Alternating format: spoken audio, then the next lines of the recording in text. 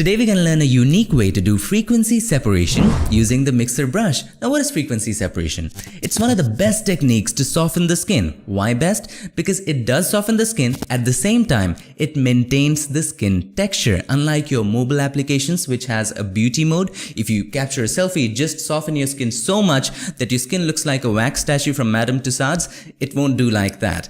Also, if you're a beginner, awesome! We're gonna start right at what the heck is frequency. Also, we're gonna touch upon the steps involved before and after frequency separation and where does it exactly fall in your workflow. So all this and more in this power pack tutorial. So without any further ado, let's get started.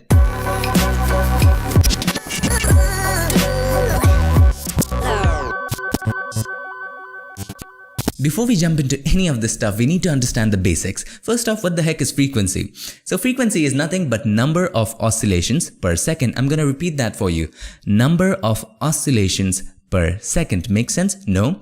Let me just illustrate. So if I move my hand, if I complete 5 oscillations in 1 second, so my hand is moving fast and I'm moving it 5 times in 1 second, then what's the frequency of my hand? 5 Hertz. So frequency is measured in Hertz. If I move it 20 times in 1 second, the frequency of my hand would be 20 Hertz. So again, what is frequency? Number of oscillations per unit of time.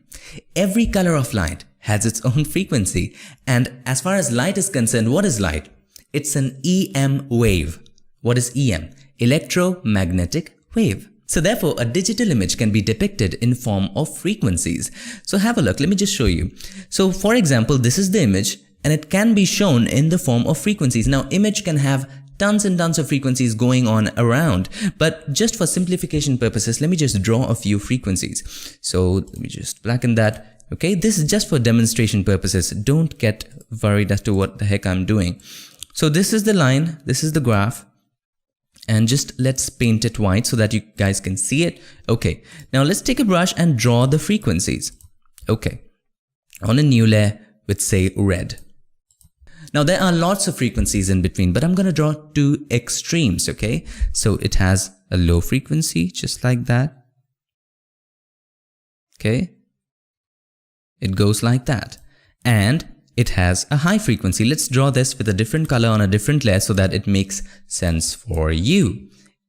Okay, high frequency, just like that. Okay, now what's happening? And this is time, by the way. If you're wondering what the heck is going on, this is time. Okay, this direction is time, t. So high frequency, more oscillations per second, so more changes. Low frequency, low oscillations per second, the red one. Okay, now have a look at this, have a close look at it. Look at the high frequency. It's having more changes, okay, rapid changes, quick changes than the low frequencies, okay, right? Got it? So in an image, and this is important, in an image, what rapidly changes color? The texture, right? If you look at a texture, it just, there's a pore. If you look at the skin, there's a pore, there's a bump, there's a pore, there's a bump. It rapidly changes color. So we can say that this high frequency is for the texture. Okay? And what doesn't change quite often and what does change very seamlessly, smoothly? The color of the skin. The one which is behind the texture. Have a look. So this doesn't change so quickly. This is the low frequency, doesn't change so quickly, and this depicts the color and the tone of the skin. And since this is high, this is very rapidly changing, this depicts the texture of the skin. So we want to soften the skin, but we do not want to affect the texture. And we want to work on them separately. So if there was a way to separate them just like this, so this is the low frequency, we separate it, this is the high frequency, we separate it, and this process of separating the low frequencies and the high frequencies is called frequency separation. As simple as that. So finally here we are in Photoshop and this beautiful image was submitted by Pasi Yarvenpa. Thank you so much, Pasi. I love this photo. Actually, I love the way light is being falling on her face. Really, truly love it. So let's go ahead and perform frequency separation. But before we do any of that, let us talk about what to do before frequency separation. Okay, So when you get your image right from the camera, our first job is to adjust the light. And where to adjust the light? Lightroom, right? Or if you're an Adobe Camera Raw user, you can use that too. That's exactly the same. Then our job is to remove the pimples, remove the acne, remove the blemishes, and then remove the eye bags and all of that. Okay, so I've already done it, and if you want to check out dedicated videos on that, make sure to go ahead and check out the links right here or in the description. So here I have first of all removed the blemishes just like this. Let me just zoom in so that you can see. So very minimal blemishes before, after, and then remove the eye bags just a little bit. Okay, so you might ask, why is eye bag separate from the blemish layer? Because I just wanted to decrease the opacity there. So if the opacity was like 100, this wasn't looking real. We wanted to look at natural, so we kept the opacity somewhere around 80%. You might have seen clay models, right? So how do they make clay models? First of all, they set the wireframe right, okay? And then above the wireframe, they put up the clay and then they paint on it. Once you paint, you just cannot adjust the clay. And once you apply the clay, you just cannot adjust the wireframe. And that's exactly how this works. First, we adjust the light. Think of that as the wireframe of the clay model. Then we remove the blemishes, do liquefy and all that stuff in that structure. Then we apply that, think of that as clay. And then we paint. What is that? Frequency separation, softening the skin and all that stuff. We paint. So after all of this, all you have to do, create a new layer. Okay, let's close this group. I've made a group of both of those. Let's create a new layer just above the group and press Ctrl, Alt, Shift and E. Command, Option, Shift and E if you're using a Mac. What does this do? This creates a merge layer of everything that you see right now in the canvas. Or in other words, if you were to go File, Save as, JPEG or any other file format and open that up as a layer just above this, this is exactly what you will get. Now make a copy of this, press Ctrl or Command J. Okay, name this one Color, or you can also name it Low Frequency. What did the low frequency had? Color and tone, right? Color. And you can name this, right click on it, or just double click on the text, I'm sorry, and name that High Frequency or Details, or even Texture, whatever you want. So this is high frequency, this is low frequency. Now let's turn off high frequency for a second and come back to low frequency or the color, and let's blur it out. So zoom in, and this is crucial. The number you choose for blurring, this is crucial. Go to Filter, Blur, and then Gaussian Blur. And gradually just increase it from 0.1, gradually just increase it and stop at the point where the skin texture go away. Exactly at the point where all of the skin texture go away. Don't go too much, okay? Just stop at the point where skin textures go away. So have a look at the skin texture here. So just, okay, this seems right. Let's increase it a bit. So 8 is right for me because this is a very high resolution photo, 50 megapixel taken by Canon 5D SR. Click OK once you're satisfied, and then it blurs the photo. Now, when we blurred the photo, we actually deleted the high frequencies because we blurred it out. The color and tone still remains, but the texture is gone because we blurred it out. And since the texture is gone, we have deleted the high frequencies. Now we want a layer with just the high frequencies. How do we get it? So this layer has just the low frequencies. And this layer, just above it, the details layer, has everything. So if we subtract, if we delete the low frequencies from there, we get what? High frequencies. So let's turn this back on and select the details layer. Then go to Image and then Apply Image. In the Apply Image, choose the layer Color. We want to subtract the color layer from it, okay? Or the low frequency. Then make sure the channel is RGB, and the blending, as the name suggests, subtract. And choose the scale 2 and offset 128. Now why the scale 2? Because scale determines the amount of subtraction. We want to fully subtract it, so let it be 2 because the maximum value of scale is 2. Minimum value is 1. Okay, so let's keep it the maximum value, which is 2. And offset, why offset 128? Let me just show you. I just wanted to show you this. This is important. So what is the value of neutral gray? If you go to this, have a look at the neutral gray. So the value of neutral gray is R128, G128, and B128. What's the maximum value of RG and B? 255. What's the minimum value of RG and B? 0. So what comes in the middle? 128. Now you might think half of 255 is not 128, it's 127.5 or something like that. But we are taking 0 into consideration. So in total, we have 256. 256 divided by 2, what is that? 128. So 128 comes as a neutral gray. Now since we are going to change the blend mode to something like linear light, we have to have neutral gray so that these blend modes actually delete everything which is 50% gray or neutral gray. So let's go to image and then apply image. So scale to 128, layer, you have to choose color, and that looks perfect to me. Color, RGB, subtract to 128. Click OK. Then we're going to change the blend mode of this one to linear light. It knocks off everything which is 50% gray, and that's why we wanted it to have neutral gray and 128 number. So choose that to linear light. And if you make a group of both of these, so press Ctrl or Command, hold it, select the other one, press Ctrl or Command G. If you make a group of both of these, even if you turn it off, have a look. It doesn't change because these two images combine to give you the same image.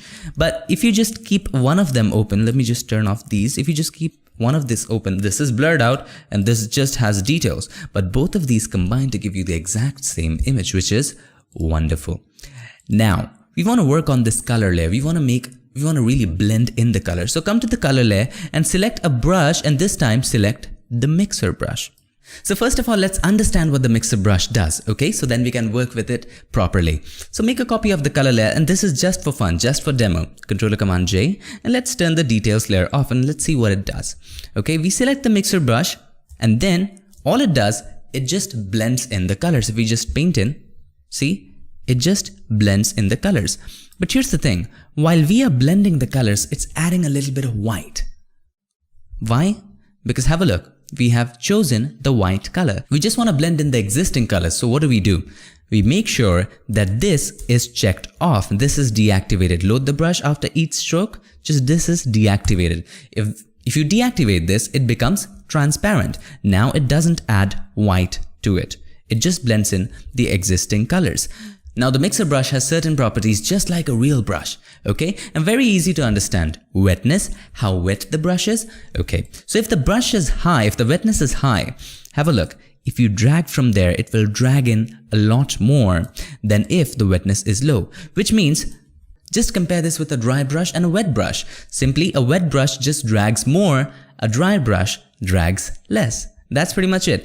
Again, there is this load. How much is the capacity of the brush? How much color that a brush can take at a time? Then we have mix. Now mix is certainly for if you pick a color, for example, if you had something like green right there, if you painted, so it's 90%. If the mix is just like 0%, it mixes well and it just keeps the green. If the mix is too much, it just keeps the green at minimum, okay? So, okay, and mixes it up with existing colors. So this is not for you, doesn't matter what the mix is because anyway we're going to deactivate this, doesn't really matter. And flow is what? You already know flow and opacity. Flow controls the intensity of the brush. For our work, make sure this is checked off, this is transparent. Then wetness is 1%, 1 to 5% depending upon your choice, and then everything to the same, mix to 90 or whatever, just leave it to the default. And load 75 is okay, and flow maybe 10 to 20%. I'm going to choose 10% depending upon the number of strokes you want to paint. Okay, let's go ahead and delete this color copy, and all we have to do now, we have the details, the skin texture separate, and we have the color separate. We need to blend in the colors. Let's go ahead and zoom in on our forehead, and let's choose the mixer brush which is already chosen and paint in the direction of skin texture. So skin texture here is going from up to bottom or bottom to up, and we're going to paint in the exact direction. Okay, just like that to blend in the colors. Be careful, this is destructive. This is not non-destructive. Okay, just paint in. And here, as you can see, the skin texture is going from left to right. So paint in like that here. Okay, I'm also going to share with you my personal trick which I use just after this. Just wanted to show you what exactly is happening. Okay, let's have a look at the before and after. Doesn't seem much of a change, but if you look at the before and after, if we just turn it off, have a look. Before, after, we have blended in the skin so well. Have a look. before, after. Of course, we need to paint more, but you get the basic idea of what exactly is happening. Now, what I personally do from time to time, and this is just my personal workflow, is that I turn off the details layer and see if everything is blended in well or not. So I work most of the time with the details layer turned off and then using the mixer brush tool, make sure everything is just smooth. As you can see, things are not smooth around here. So I just go ahead, paint in pretty well, just like that. And if you don't want to paint so much, you can always go ahead and increase the flow to around 15 to 20%, but don't go too high. Okay, so this is very much softened in. Make sure nothing odd happens. We can see a faint line here. We need to blend that pretty properly. Okay. All right, there we go. Make sure the colors don't spill in. So here is just, have a look, here it is a little black. Make sure it just doesn't spill in over the skin. That would look stupid, okay? Non-realistic. So here there's a line, we need to just blend it in properly. And we need to take care of these bumps and make it really, really smooth. Here, a little bit, there. And you can go ahead, keep on painting just like that. Have a look at the nose. You need not paint it in this direction. It will look strange. If I just turn it on, just looks strange. So let's just turn it off and make sure everything is just like smooth. And this time you're gonna make sure that it looks like a wax statue. So paint in this direction. And just like you were painting with a brush, maybe creating a piece of art, just like that. Da Vinci style, okay? Look the direction of the strokes. Top to bottom, just in the direction of the nose, okay? Just like that, okay? And you can go on and on and on and on in this direction and create stuff. And have a quick look at the before and after. I'm just gonna skip in. So if I just turn on the details, have a look at the before and after. Before, after, look at the nose, how beautiful it looks right now. You can just go ahead with this turned on and soften this up even more, okay? So for you to learn the strokes, for you to learn the direction where the brush goes, it will take time. So you have to practice with the details layer turned off. Now I'm gonna skip to my final one. Let me just open the final one. So this is the final one. I've just completed blending in the colors. Have a look. So if I just turn this on solo, look how smooth the skin is now. And this should be your objective. Turn off the details layer and make everything else, make the skin smooth. And make sure nothing spills over anything. So let's just turn back everything on. Have a look at the before and after. So if we just turn off this, have a look before, after, makes really a ton of difference. Now I have not blended in the neck. You can do that as well. Come to this one, just turn it off and make sure everything is going smooth right there in the neck. Just like that. And you can go on and on for hours in this, and this is so much more fun to do, okay? And that's pretty much all about frequency separation using the mixer brush. Have a look at the before and after final one. So this is the after. I'm not sure whether you can see this in the screen in the video. So this is the after actually, and this is the before. After, before, after. And one of the important tips that I learned the hard way is this. Once you're doing frequency separation, blending in the colors, make sure you do not soften the smile lines. Have a look at this photo. She has some smile lines and I deliberately haven't softened this area. Have a look at the before, after. I've just blended things in, but I haven't softened this area. It just really looks non-realistic, okay? So make sure you do not touch the smile lines. So that's all about frequency separation. Now what to do after frequency separation? Let's go back to the clay model. In the clay model, we set the light right by setting up the wireframe. Wireframe acted as a light, and then we set up the clay. Clay is what? Blemishes, structures, liquefy, and then we painted with what? Skin softening, frequency separation, whatever technique that you use, doesn't really matter. Then after that, what do? We just make it wear some dresses. We just decorate it with some jewelry and stuff. So think of it like this, going from inside to outside. Now we can go ahead, enhance the eyes, enhance the lips, enhance maybe the dress, or maybe apply some filters, dodging and burning, okay? Always go from core to the layer. And that's pretty much it about frequency separation and where does it come in the workflow. So just a quick recap, what is frequency separation? Frequency separation is the technique of separating the high frequency from the low frequency. What does the high frequency have? Textures. What does the low frequency have? color and tone. Now you can work on the color and the tone, blend it in. You can also work in the texture. Okay, if you want to work in the texture, you can also select the details layer and just patch in different texture from different areas. You can do that as well. Now, when to do frequency separation? Let's go back to the clay model. Once you have put the clay, you cannot go back to the wireframe. Once you have painted, you just cannot adjust the clay. And once you have made it where they're uniform, you just cannot get the paint changed. So the frequency separation is just after when you get the clay right, when you get the structure right, when you do the blemishes, when you do all the liquify, just after that. And just before applying all the other filters, touching and burning, maybe some curves, maybe some fancy stylizing filters, so on and so forth. Last but not the least, and this is really important, whenever you are softening the skin using any technique, make sure you do not soften the smile lines. And I'm going to emphasize that for you, repeat that for you. Do not soften the smile lines. It looks unrealistic. And that's pretty much it. Hope you enjoyed this, and if you did, make sure to give us a like, and also don't forget to subscribe, and not just subscribe, ring the bell so that you, my friend, don't miss anything. I'll see you guys in my next one. Till then, stay tuned and make sure that you keep creating.